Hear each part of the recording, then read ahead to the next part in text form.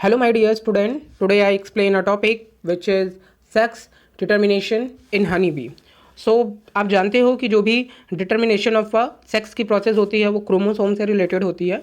और हम जब हनी बी की बात करते हैं तो हनी बी में हम मोस्टली बोलते हैं कि हनी बी में haplo diploid sex determination system present होता है, जो कि एक स्पेशल टाइप का एक स्पेशल कैरेक्टरिस्टिक शो करता है।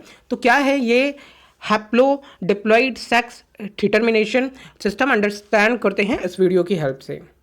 सो फर्स्ट थिंग हियर स्टूडेंट, ये समझते हैं कि यहाँ पे जो भी हनी बी होती हैं उनके हम मोस्टली 3 पार्ट्स में कैटेगराइज करते हैं या 3 टाइप्स की ये होती हैं। फर्स्ट वन को हम बोलते हैं क्वीन, सेकेंड वन को बोलते हैं वर्कर एंड थर्ड वन को बोलते हैं ड्रोन। तो आप क्वीन का बॉडी स्ट्रक्चर देख रहे हैं, वर्कर का बॉडी स्ट्रक्चर देख रहे हैं एंड ड्रोन का बॉडी स्ट्रक्चर देख रहे हैं। ये तीनों बहुत ही ज़्यादा एक दूसरे से डिफ्रेंशिएट हैं अपने स्ट्रक्चर्स में।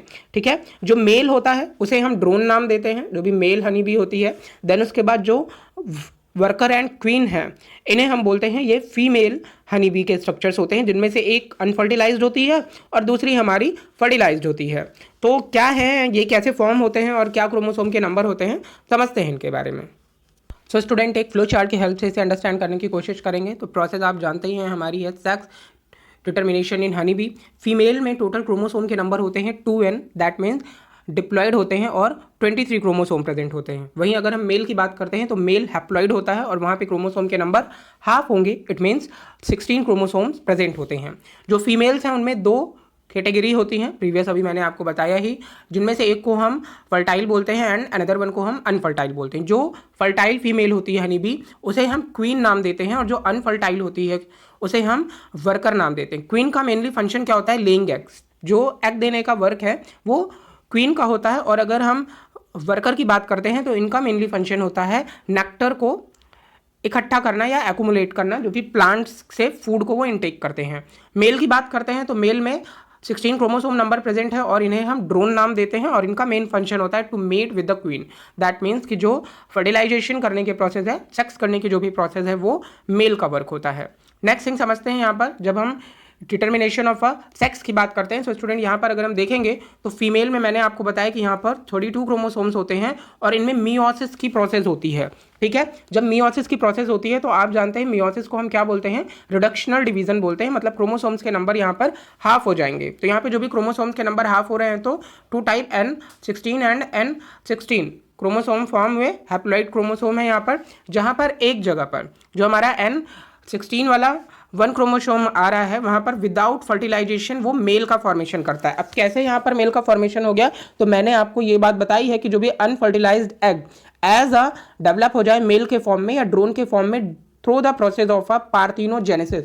मतलब हनी बी में जो मेल का फॉर्मेशन हो रहा है विदाउट फर्टिलाइजेशन, और ये क्यों हो रहा है, due to the process of a parthenogenesis, और सीधे मेल का फॉर्मेशन हो जाता है।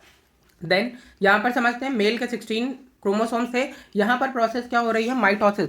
स्टूडेंट, इसी वजह से हम इस प्रोसेस को क्या बोलते हैं, इसी वजह से इस प्रोसेस को हम haplo diploid sex determination process बोलते हैं। क्योंकि यहाँ पर एक तरफ आप देख रहे हो कि डिप्लॉयड नंबर में क्रोमोसोम प्रेजेंट है 32 और एक तरफ आप देख रहे हो 16 क्रोमोसोम नंबर प्रेजेंट है। एक तरफ आप देख रहे हो मियोसिस की प्रोसेस के थ्रू गैमेट्स फॉर्म हो रहे हैं और दूसरी तरफ यहाँ पर हमने सीधे माइटोसिस की प्रोसेस की। अब यहाँ पर आपने देखा कि N16 क्रोमोसोम नंबर फीमेल से आए और N16 that means 16 chromosome number male से आए। जब ये दोनों 16 क्रोमोसोम्स फ्यूज होते हैं तो फर्टिलाइजेशन की प्रोसेस करेंगे और यहाँ पर फीमेल का फॉर्मेशन होगा, जो कि 2n दैट मीन्स 32 क्रोमोसोम वाली फीमेल का फॉर्मेशन होगा।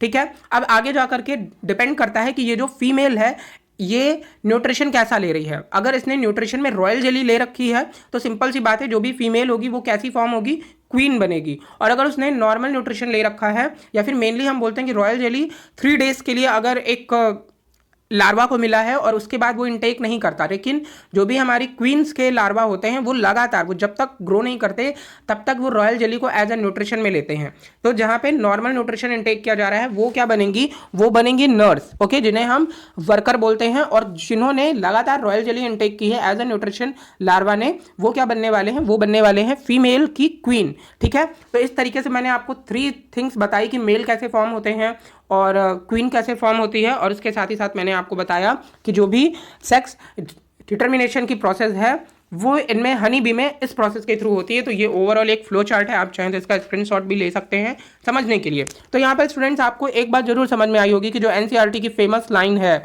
जो कि हम बोलते हैं कि they do not have father and thus can not have son but have a grandfather and can have grandsons. तो यहाँ पर हम जानते हैं कि यहाँ पर फादर नहीं होते, जो भी न्यू हनी बी फॉर्म हो रही है उनके फादर नहीं होते हैं, ठीक है।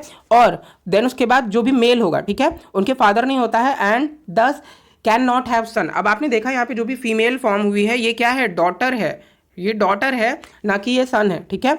और देन उसके बाद आप जानते हैं कि यहाँ पर फादर और सन नहीं होंगे लेकिन ग्रैंडफादर होंगे और ग्रैंडसन होंगे। लेकिन अगर हम यहाँ पर इन मेल की बात करते हैं तो ये ग्रैंडफादर है और इस फीमेल आगे जाकर के ये फीमेल जो है अगर हम यहाँ पर दिखाएं तो ये फीमेल मेल का फॉर्मेशन करेगी, ठीक है, जो भी अनफर्टिलाइज्ड एग है और पार्थिनोजेनेसिस प्रोसेस के थ्रू फॉर्म हो रहा है। तो इसे हम क्या बोलते हैं कि they do not have father and thus can not have son but have a grandfather and can have grandson. तो होपफुली कि आप ये प्रोसेस समझ पाए होंगे, हेल्पफुल रहा होगा ये वीडियो आपके लिए। Thank you.